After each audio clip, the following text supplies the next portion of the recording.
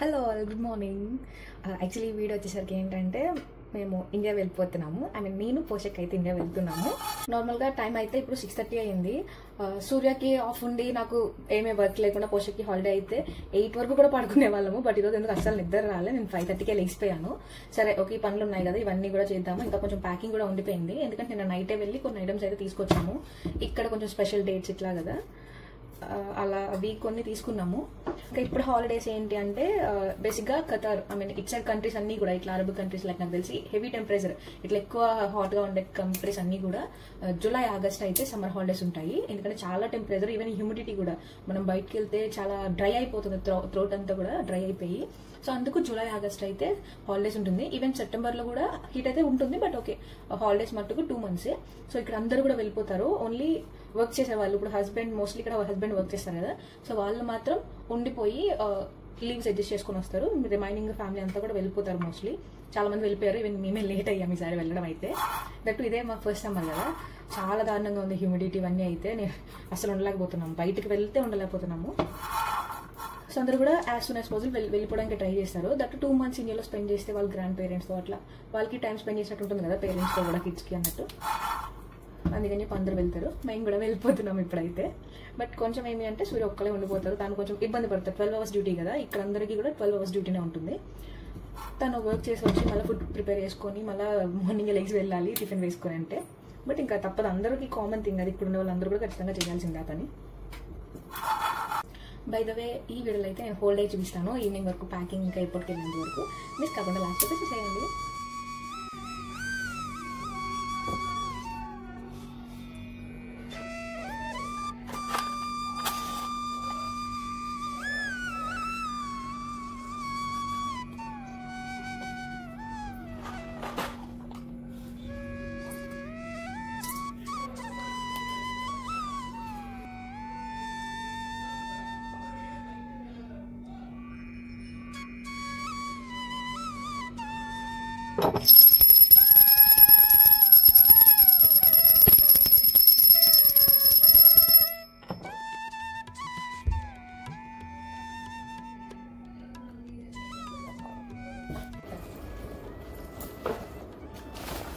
మొత్తం అంతా కూడా లాస్ట్ మినిట్ ప్యాకింగ్, ఎందుకంటే వెళ్ళే ప్లాన్ ఉంది కానీ డేట్ అయితే ఫిక్స్ అవ్వలేదు. ఎందుకంటే టికెట్స్ కూడా చాలా ఎక్కువ ఉన్నది. సమ్మర్ అని చెప్పాను కదా, ఇక్కడ ఈ సైడ్ కంట్రీస్ అన్నిటికీ కూడా సమ్మర్ వెకేషన్స్ ఇప్పుడే, అందరూ కూడా వాళ్ళ ఓన్ కంట్రీస్కి వెళ్తారు, స్కూల్స్ సెలవు కాబట్టి. సో దానివల్ల టికెట్ ప్రైస్ రెగ్యులర్ కన్నా కూడా డబల్ ట్రిపుల్ కూడా ఉన్నాయి కొన్ని డేస్కి అయితే. సో చూసాము 2-3 రోజులకి చూసుకొని ఏది బెస్టా అంటే ఇంకా సరే ఏదన్నా ఒకేలా ఉన్నాయని చెప్పేసి తీసుకున్నాము. కరెక్ట్గా 2 days బ్యాక్, నేను కాక మొన్ననే తీసుకున్నాము. సో ఏమి ప్లాన్ లేదు కదా, అందుకని చెప్పి హడావుడ్ అయిపోతుంది ఇప్పుడైతే ప్యాకింగ్. ఇక్కడ కొంతమంది ఫ్రెండ్స్ అయితే వాళ్ళ ఫ్యామిలీస్కి డేట్స్ తీసుకెళ్ళమని చెప్పారు. సో అందుకని చెప్పి కొన్ని డేట్స్ కూడా తీసుకున్నాము.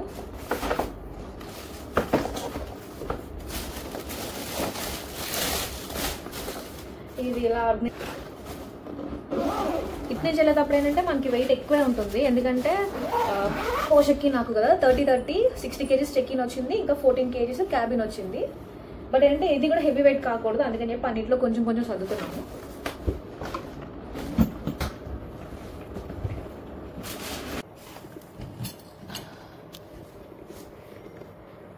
కరెక్ట్గా 7 kgs అయితే వచ్చింది. పర్లేదు, ఇదైతే వెయిట్ ఏం చెక్ చేయడు, బట్ ఏంటంటే ఎందుకు రిస్క్ అన్నట్టుగా కొన్ని లూజ్ క్రీమ్ తీసుకున్నాము డేట్స్ అయితే. దీని పేరేంటి, మద్దుజూలు. ఇది ఏంటంటే మనకి ఏరుకునే టైప్ అలా ఉంటాయి కదా, మనకి ఇలా లైవ్ ఉంటాయి డైరెక్ట్గా, అందులోంచి మనకి ఎంత వెయిట్ కావాలో అంత వెయిట్ వేసుకోవచ్చు. మన తర్వాత వెళ్ళి బిల్లింగ్ వేస్తే వెయిట్ బట్టి ఎంత ఉన్నదని వేసేస్తారు. ఇది ఒక ప్యాకెట్ 500 దగ్గర ఉంది, ½ kg 13.8 రియాస్, ఇంచుమించు 14 రియాస్ అయితే అయిందంటే. 14 రియాస్ అంటే ఎంత, 300 చేంజ్ అలాగా. కాకపోతే సైజ్ పెద్దగా ఉంటాయి, సో బాగుంటాయి.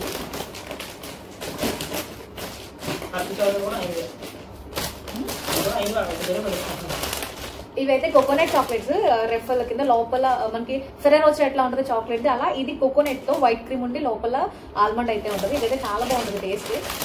ఖచ్చితంగా ఇక్కడ నుంచి వాళ్ళు చాలా మంది కొంటారు మస్తుగా. ఇది కూడా హాఫ్ కేజీ కదా. ఇది హాఫ్ కేజీ 20 రియాస్ ఉంది, అంటే 450 దగ్గర. అంటే ఎగ్జాక్ట్ అమౌంట్ ఇంటూ 23.5 అలా వేసుకుంటే వచ్చేస్తుంది. నేను అప్రాక్స్ గా చెప్తున్నాను. ఇవన్నీ కూడా స్నాక్స్ ఫ్లైట్ లో నాకు పోషక్ కోసం. ఒమన్ చిప్స్ ఇవి యాక్చువల్లీ మనకి లేసు బింగ ఎలా ఉంటే అలా ఇక్కడ ఇది అమ్ముతారు. ఇది 1 రియా ఒకటి ఒక ప్యాకెట్ అనే కదా, అంటే 23.5 24 రూపీస్ దగ్గర. కానీ బాగుంటాయి టేస్ట్ అయితే. ఇవైతే చాక్లెట్ డేట్స్. డేట్ కి చుట్టూ చాక్లెట్ కోటింగ్ వస్తుంది, లోపల అయితే రోస్టెడ్ ఆల్మండ్ పెడతారు. ఇది కూడా టేస్ట్ చాలా బాగుంటుంది. ఇది ఎస్పెషల్లీ ఫర్ డాడీకి. ఇవి సేమ్ ఇందాక చిన్న ప్యాకెట్, ఇవి మేము తీసుకున్నవి. పావు కేజీ 250 గ్రామ్స్ అట్లా వచ్చింది, 10 రియాస్. అవి మమ్మీ కోసం, ఇది డాడీ కోసం. ఇవి ప్లెయిన్ డేట్స్ అయితే తీసుకున్నాము. ఇవి యాక్చువల్లీ పూజకి, ఎందుకంటే డార్క్ చాక్లెట్ రింగ్ సో అందుకని చెప్పి ప్లెయిన్. ఇవైతే యాన్ అని చెప్పేసి స్టిక్ బిస్కెట్స్. యాక్చువల్లీ మన సైడ్ కూడా ఇలాంటివి ఉంటాయి, నేను చిన్నప్పుడు తినేదాన్ని.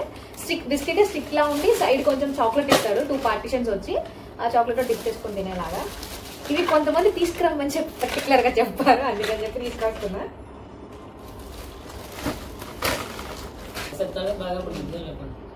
ఇది కూడా వచ్చేసరికి ఎక్కువే, 3.5 పడింది ఒకటి.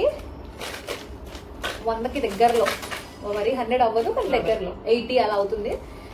కానీ ఇలాంటివి సేమ్ మన సైడ్ కూడా ఉంది. అవి అంతేనే 150 ఉంది. నేను మన సైడ్ చూస్తే సేమ్ ఇదే. అండ్ ఇదొక ప్యాకెట్ తీసుకున్నాను. ఇది వచ్చేసరికి kunafa. Present Dubai viral chocolate కదా కునాఫా అన్నది. సరే జస్ట్ ట్రై చేద్దాం అన్నట్టుగా తీసుకున్నాను అంతే. ఈసారి చాలా తక్కువ చాక్లెట్స్ తీసుకున్నాను.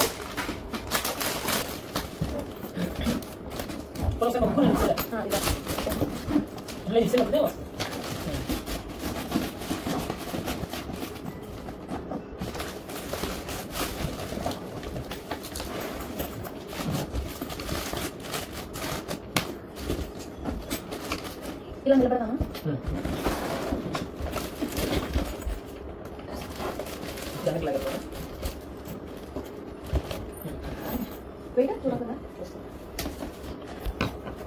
మూవీస్ లో ఇట్లాంటి పెద్ద పెద్ద ట్రాల్స్ వాటి పైన ఎక్కి మరి సర్దుతారు కదా, అప్పుడు ఏం డ్రాప్ ఎంత ఉంటుందా అనుకునే వాళ్ళం.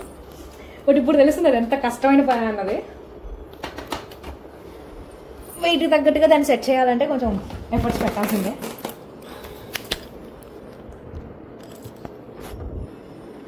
ఎంత? 24. ఓకే పర్లేదు, మనకు చాలా వెయిట్.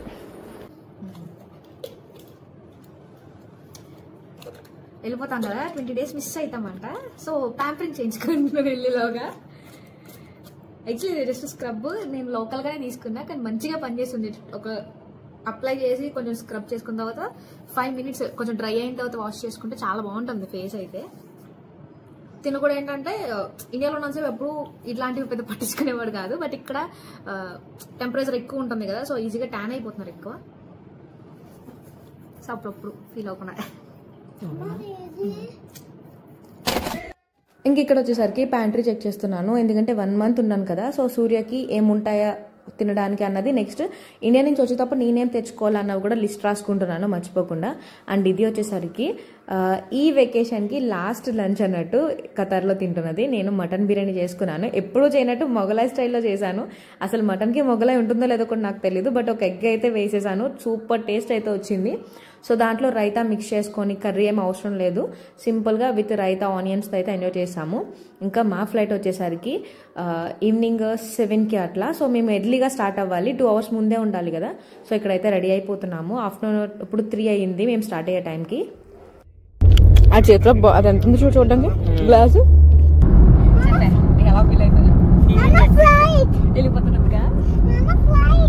చెప్పారా ఫ్లైట్ వచ్చింది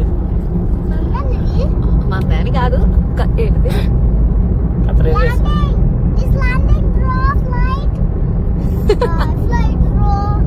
కనిపించట్లేదు యాక్చువల్లీ. కళ్ళకి మంచి చాలా బాగా కనబడుతుంది.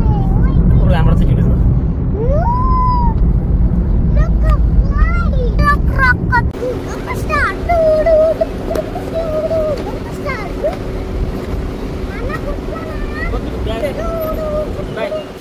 ఇలా ఎంట్రన్స్లోని మనకి డిస్ప్లే ఉంటుంది, ఎక్కడెక్కడ ఏమున్నాయి అంటే మనకి బోర్డింగ్ ఇస్తారు కదా ఎక్కడ అన్నది మనం చెక్ చేసుకొని సేమ్ కౌంటర్కి వెళ్ళి మనం బోర్డింగ్ చేయడమే. చెక్ ఇన్ బోర్డింగ్ అయితే అయిపోయింది, లోపలికి వస్తున్నాం. ఇప్పుడు సెక్యూరిటీ చెక్ అయితే ఉంటుంది.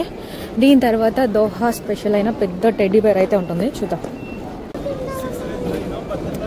ఇక్కడైతే సెక్యూరిటీ చెక్ అయిపోయింది, ఇంకా ఇమిగ్రేషన్ స్టాంపింగ్ కూడా అయిపోయింది. సో అటు నుంచి అలా రాగానే మనకైతే టెడ్డీ బేర్ కనిపిస్తుంది. ఇది చూసినట్టు అర్థమైపోతుంది ఇది అహ్మదాబాద్ ఇంటర్నేషనల్ ఎయిర్పోర్ట్ ఖతార్ అని చెప్పేసి. పెద్ద టెడ్డీ చుట్టూ ఇంకా చాలా మాల్స్ లానా స్టాల్స్ అన్నీ ఉంటాయి, చాలా బాగుంటుంది పెద్దగా. ఇంకా ఈ దోహా ఎయిర్పోర్ట్లో అయితే చాలానే ఉన్నాయి ప్లేసెస్ చూడడానికి. బట్ మనకు అంత టైం ఉండదు, మనకు వచ్చే గేట్ ఎక్కడో దూరంగా ఉంటుంది, మనం నడుచుకుంటా వెళ్ళాలి కదా. ఇది నెవర్ ఎండింగ్ అన్నట్టు కదులుతానే ఉంటుంది చాలా దూరం. ఇప్పుడు C6-7 దగ్గర ఉన్నాము, మేము వెళ్ళాల్సింది 81కి. సో 20 minutes పడుతుంది ఆల్మోస్ట్. అండ్ ఇక్కడ 25 years అని సెలబ్రేషన్ అయితే జరుగుతున్నట్టుంది. సో నెంబర్ పెట్టి మరి డెకోర్ చేశారు. ఇంటి పైన కూడా రూల్ ఎట్లా ఉంటుంది అంటే రైట్ సైడ్ ఉన్న వాళ్ళు స్టాండ్ చేయొచ్చు, లెఫ్ట్ సైడ్ స్పేస్ ఇచ్చేయాలి, వాళ్ళైనా నడుచుకుంటూ వెళ్ళడానికి. సో మనకి నడవలేము అనుకుంటే రైట్ సైడ్లో ఉండిపోవడం, అట్లా లెఫ్ట్ సైడ్లో నడుచుకుంటూ వెళ్ళే వాళ్ళు ఉంటారు, ఎందుకంటే హరి ఉన్న వాళ్ళు ఉంటారు కదా వాళ్ళ గేట్కి వెళ్ళడానికి. అలా ముందుకు వచ్చిన తర్వాత 80 to 93కి కిందకి వెళ్ళాలని చూపిస్తుంది. సో కిందకి వెళ్దాం. మన గేట్ ఎంట్రీ నుంచి ఫ్లైట్ ఏదో ఉందో బస్ వచ్చి తీసుకెళ్తుంది కదా. ఈ కోచ్ అయితే పోస్ట్ చాలా ఎంజాయ్ చేశారు, చాలా ఫ్లైట్స్ కనిపిస్తాయి. ఆపరేటర్పై ఉండదు, బట్ రైడింగ్స్ అయితే నాకు ఖతార్ అని చూపిస్తుంది. సీట్ బెల్ట్ పెట్టుకోవడం అయితే పోస్ట్ ప్రో అయిపోయాడు, వారికి వాడే పెట్టేసుకుంటాడు. కొంచెం సేఫ్ అయ్యేసరికి వన్స్ టేక్ ఆఫ్ అయిన 20 minutesకి మళ్ళీ తీసుకొచ్చాడు. ఇందులో